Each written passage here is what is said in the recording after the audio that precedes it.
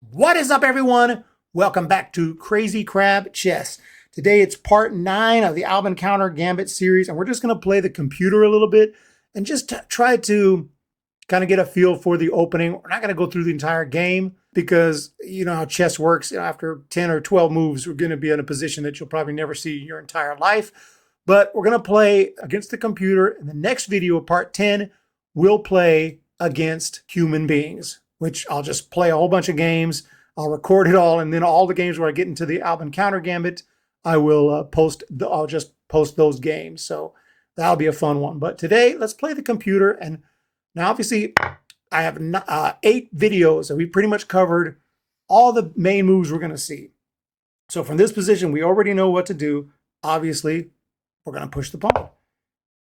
And let's see what we get here. And we get the standard move. The knights come out. And here we get this move. Now that's good to see because you'll see this quite a bit. You want to see this right away. But in this particular case, the knights came out first, and then we see it, which is okay. It just means that we're not going to probably get the Lasker trap, but we still might get a good advantage here after this check. The bishop is going to block here. Now, I think I talked about this in the first video, the first or second video. I think it may have been the first video I touched on this. But one of the first couple videos of the series is where we talked about this exact position and what to do right here. And what I would recommend, quickly take here and see if bishop maybe takes here, and then we have this check. In this particular case, he's going to not be that dumb. Computer, oh my goodness. Well, we got an early advantage. It does happen. Bam. Now, this is not the Lasker trap. We're not going to completely probably win the game as the king moves here because we're not able to promote to a knight in the Lasker trap. That's in my first video. But still, this is very good. Here we actually trade queens. King takes. And now we can go ahead and grab the bishop. And so we're attacked right here. Just drop back. I think I covered this exact position. We're very close to it. Here computer plays h3. No problem. We can just bring out our bishop. You can see we have a good check, good castle check. Okay, the king decides to go ahead and move. We can just castle anyway. I don't know there's much we can do about the king there, but I mean, this is completely winning here for us. Knight G7, a very common move here. Looks okay for me. And okay, now white being very aggressive. I don't think we have to worry about it. Let's go here. We have 2 knights attacking here. So this is another common move, jumping over here. And then when you get attacked, we can just capture here in the center. We're looking very good and pretty much have gotten the advantage that I want to get out of the opening. Okay, so that was a really interesting game. I want to show you some of the moves that proceeded after that, just in case you get in a similar position. But as it turned out, I'd had to take a lot of time on some of those moves, so I won't make you watch that entire game. But you saw all this. This is all standard stuff right here. Trading the queens, taking the bishop. I showed this in the early tutorial. We bounce back. And after h3, bring out our bishop. King moves, no problem. We're going to castle. And this is just so strong right here. After this move, the rooks are coming into the center of the board. This is just, the king is exposed. And after this move, we oftentimes will just bounce right here. This is all themes of the ALBIN-COUNTER Gambit because attacking, we don't care. So played this move. I went ahead and grabbed. And now this. And this is where I had a long think. I knew we had an advantage here and came up with this. Originally was thinking bishop here, check, and just letting king take the pawn. But then what about knight up here? A very, very cool move. And what it does is it protects the pawn. Yes, white can take that bishop, but then this rook is coming over here. With the knight here and the rook here, check. King only has one move. He has to go here. And we're threatening rook coming up here with a big check, even though the knight can take with the knight here on D3. It will defend E1. So basically, it's completely winning. And white did not take, he moved. Now, if he would have taken here, this is my thought process. Rook check, like I said, king coming up here. Then we have this move because obviously if the knight takes, we can make a queen with the knight protecting on E1. So this is just devastating. And if he moves, we even could take the rook, and there may even be a better move. Let's turn on the engine real quick and goes here. Okay, just taking the rook is the best move. So just absolutely completely crushing it right there. But as it turned out, in the game I was playing, the king moved up here. I still brought my rook over, takes, and black just completely dominating this position right here. So that's just one potential opening that can happen. King ended up moving. I brought my knight a little closer. I made a few blunders after this, so I won't show you the whole game, but you know, and clearly black completely dominating, and we are just looking at the opening moves. We don't need to get too deep because rarely will you get this deep, but at least this is another cool opening in this course. So I'm glad that that game developed that way, because now there's even more sparkling moves and themes to look at for this opening. So let's play another game against the computer. All right, ladies and gentlemen, let's do another game. Let's try 6 once again. And this time we have the knight coming out. And remember, I talked about this in one of the first videos. I can't remember if it was the 4th video. I don't remember, but I talked about this excuse me, extensively about taking like this. The natural move might be this. We take like this. Hope for the push. If not, we trade queens, okay? And that's what we got here. We got trade queens. Check out that early video where I talk about this position, because it's the crazy moves if they end up pushing instead of taking. But this is okay too, because we've already misplaced the king. And I believe bishop e6 was the move I suggested. Bishop e6 is a good move. Just a developmental move. Already we have the advantage. Already we have turned this game around. We're just going to develop. You can see we're in a position we can castle right here. Depending on what he does, pretty much whatever he does, castle is probably the next move. And yeah, that would be just fine right here. King moves, and we just go with our regular moves. Just our regular type situational moves where we move our knight here, and we're going to bounce our knight here at some point. Bishop did go here. So we don't want to just ignore what they're doing. Just check if there's any threats or anything. I mean, he may be trying to bounce down here.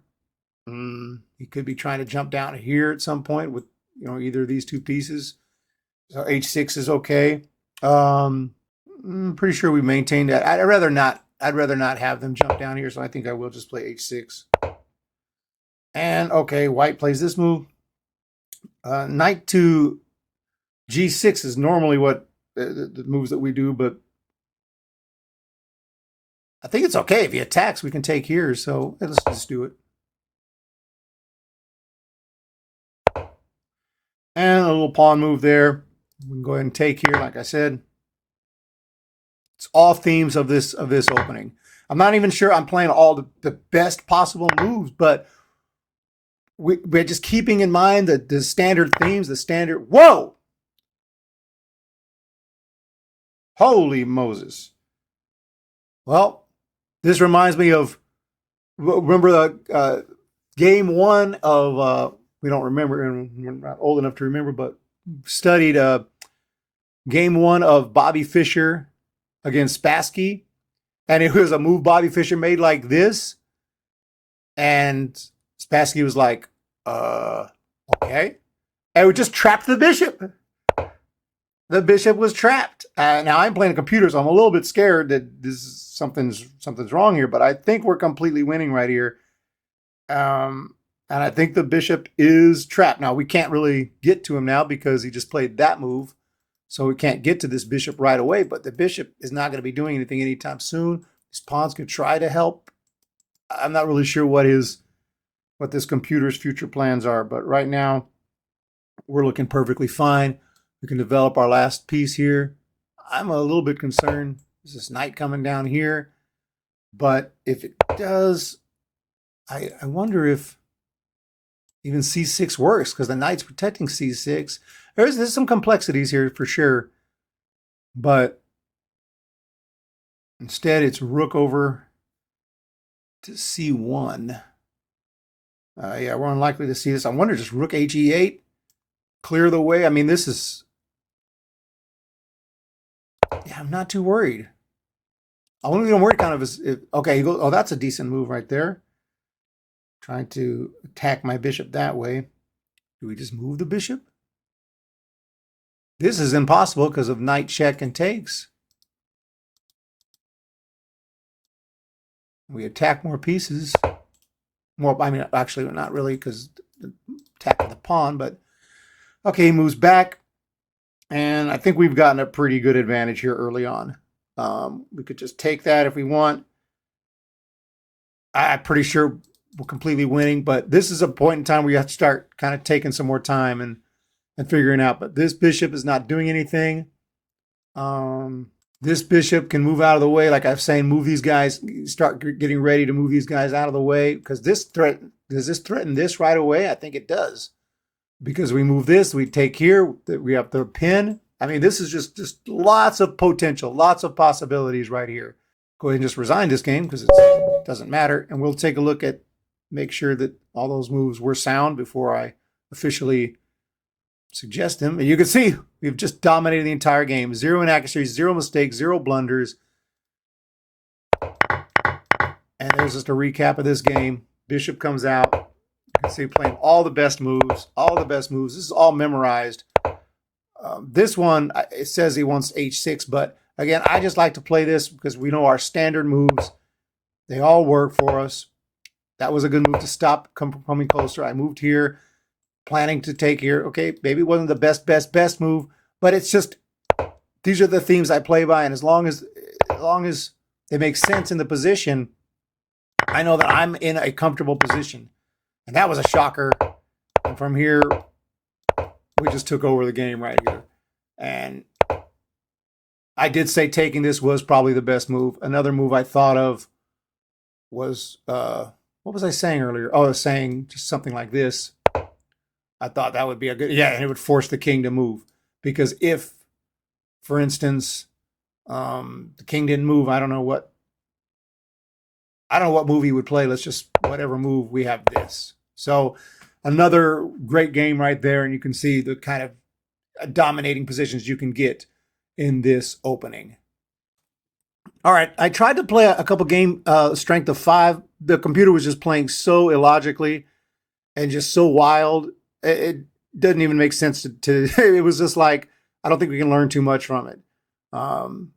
So level 6 seems to be the sweet spot. Let's do at least one level 7. I tried a few.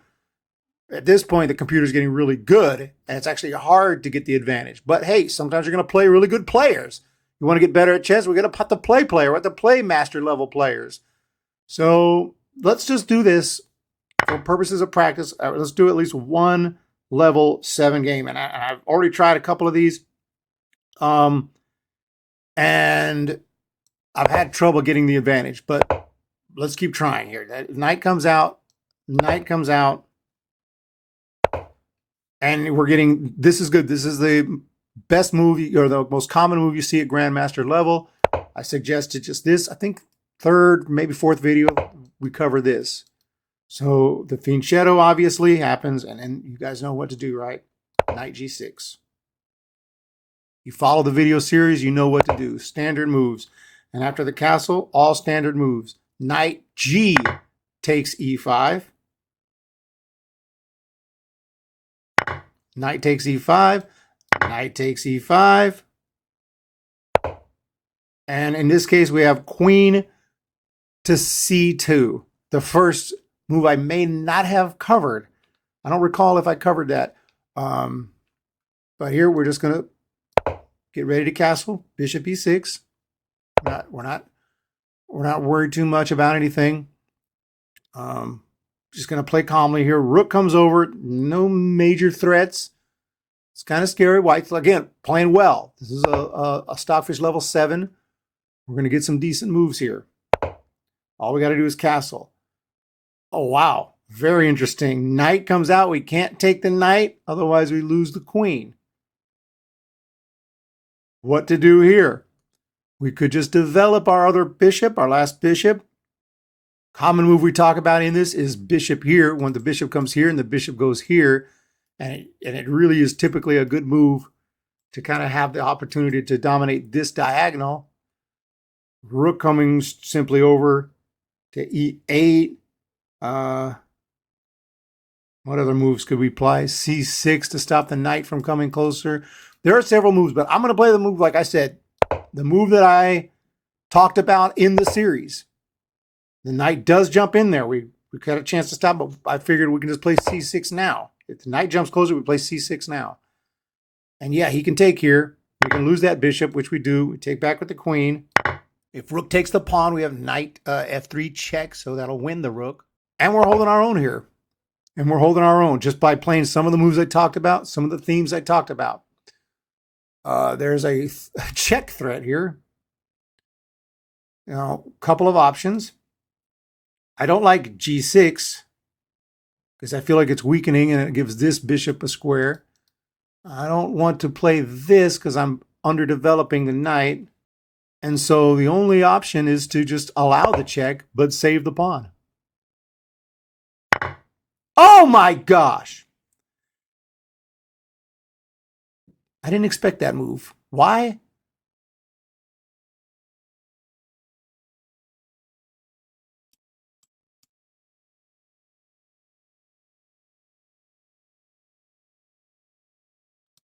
Can we not just throw a check in? And regardless of what he takes with, we take the rook. Wow.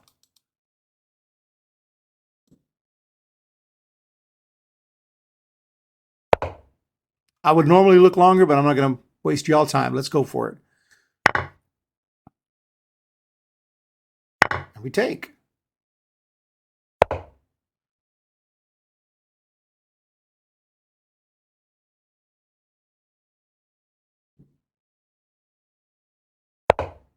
Rook coming over. I thought the rook was coming over. I was going to go move to e7. We may do that anyway.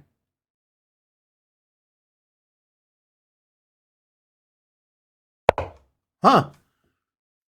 Rook right here. The check. And I think 20 moves in is a good time to pause the game. I think we've gotten a better position here. So let's go ahead and check out where we're at here. We've gained a rook. We were able to get the exchange there. And I believe we're better. And yes, black gained an advantage. And it's not that easy to do. He's a good player. And Stockfish 7 is a pretty good player. So let's take a look at this opening. This is the standard here. We play our standard moves. Knight comes over. Fianchetto, knight right there. Castle. This is all standard stuff. Now that move is a little surprising, but again, we're just going to get ready to castle. Rook comes over, castle. Normal moves. I didn't see that totally. That was pretty cool. Obviously, we could not take. Rook goes over was a move I considered. I ended up just playing this because I've talked about this so many times in this series that this, when you move the bishop here and then you move the bishop here. And it's not a bad move. We're hanging in there. Yes, I allowed the knight to come closer, but I thought, well, let's play c6. And if he takes, take back, we're doing okay. In fact, black already is equalized. And after this move, the only move, h6. The computer suggests this, but white blundered, which is cool, because this is a blunder a human being could make. Being greedy and just missing this tactic. And once I won took the rook, and I'm much better here. Move out the way, move out the way, simply move. And then, okay, the computer says this or this. I just brought it. Okay, it was a little bit of an inaccuracy, but black's still better. So whatever the case, you see right there, we were able to get the advantage against a very good player. Now, the rest of the game, you're on your own. Of course, you got to improve your end game because you can always blow it in the end game, but at least we've got our openings pretty strong. All right, let's go to level 6, play a 4th game here. See how this one develops. We'll go ahead and push. Knights come out. And, okay, back to the first game. When after this, we throw the check in. Let's see if this time actually make the right move. After they block here, we take here. They need to take back with the pawn first. They take here first, we're in good shape. Let's see. Oh, we have it again. Okay, this is just like the first game. That's okay. And again, the king moves. Now, recall the move? Trading queens, right? And then taking. We've just been here earlier in the video. Let's see if we see some different moves this time. In this case, they attack. I think this was the same. We bounced back. I think we played the same exact. So far, everything's the same. So knight B to D2, and we brought out our bishop.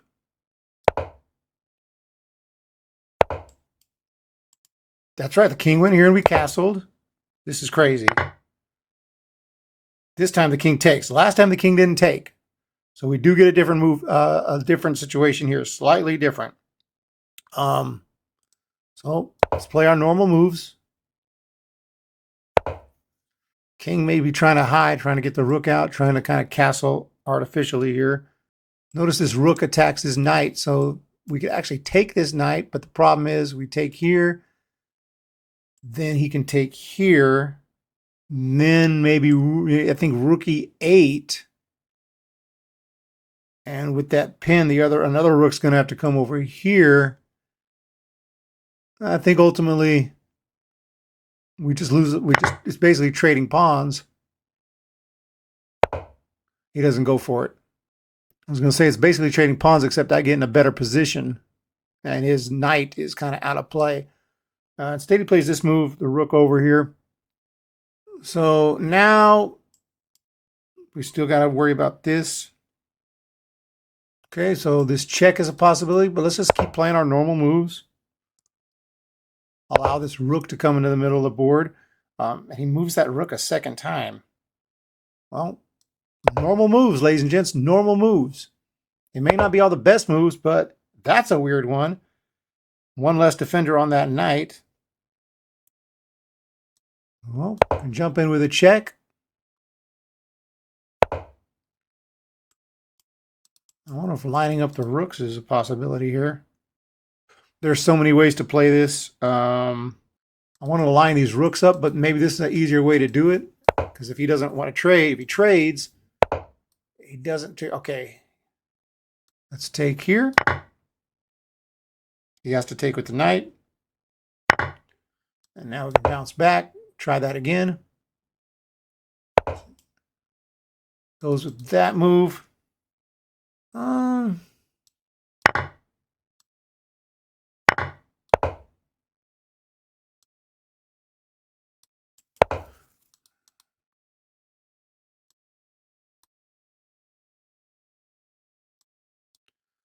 Okay, so this game developed pretty nicely. Same like the first game. All the same, which will reinforce it up until he actually takes here. We still just played our regular knight moves. More or less, rooks come to the middle. It's all like similar stuff. And just get your pieces. Now here, I mean, there's lots of, I didn't take as much time as I needed, but I was playing decent moves. You can see black has a massive advantage. And right here, I'm completely winning. I screwed up. Right here, I should have taken with this. I took with the wrong rook. I kind of realized I screwed. We're still winning. Black is still winning and should be able to win this game. But the correct move here was this rook taking. And then after this, we can grab here. The pin is on. And, okay. So there's another line for you. Pretty exciting stuff. Let's play the last game, and let's go for it all the way. 8.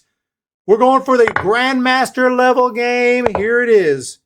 And now we're going to see some of the best possible moves that we can see. And it starts with the normal moves. The knights come out. And, okay, this is the best move. Now, which video did I cover this on? I think the 5th, maybe 6th. I can't remember, but same stuff. And knight's going to jump over there. We covered this exact line, knight g6. See, so easy to remember.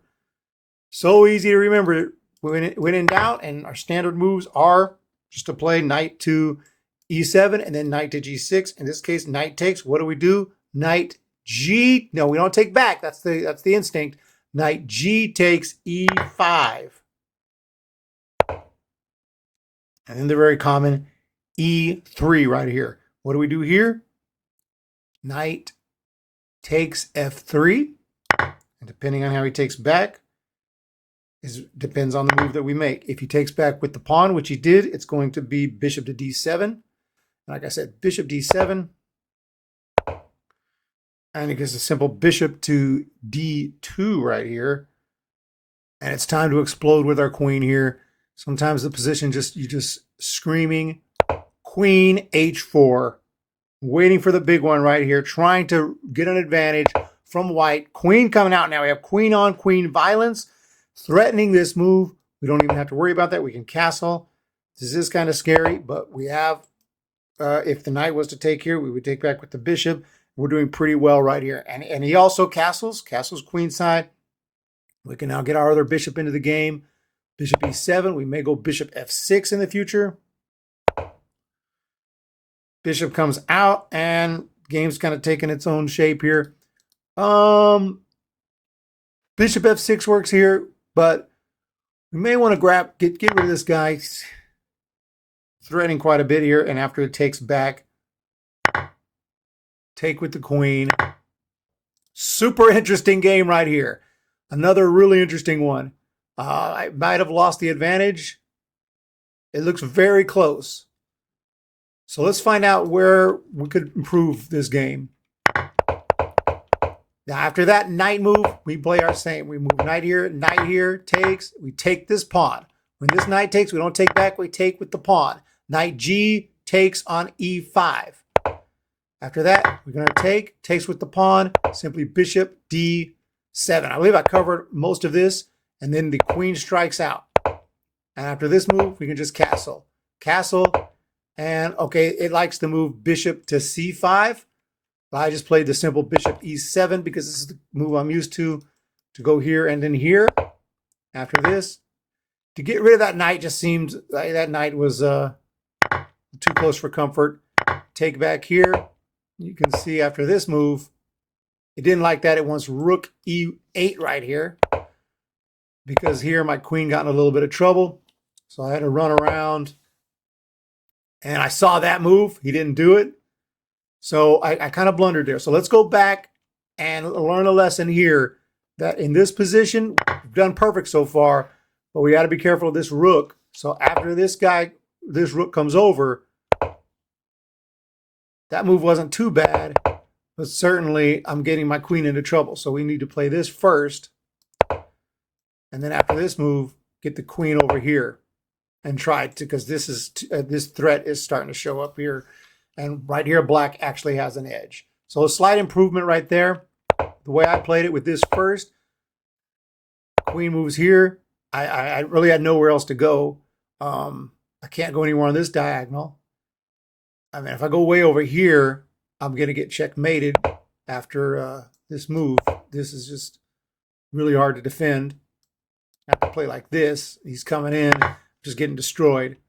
So I had to keep my queen able to defend over here, but the problem was I saw this move. He didn't do it. He played this, moved here, and after this, I'm just screwed. So let's try to avoid that altogether with some improvements. And if you ever get to this position, let's bring the rook over here, and then the queen over here. So there you have it. A few interesting games against the computer. Found some improvements. See some random lines, and in the next video, we'll play against freaking human beings. And that will be the final video in the series. But keep practicing. It is the ALBIN-COUNTER GAMBIT Complete Series. Hope you guys enjoyed this one today, playing against the computer and seeing some interesting moves. Have a wonderful day. Hit the thumbs up, hit the subscribe. We'll talk to you in part 10 very soon.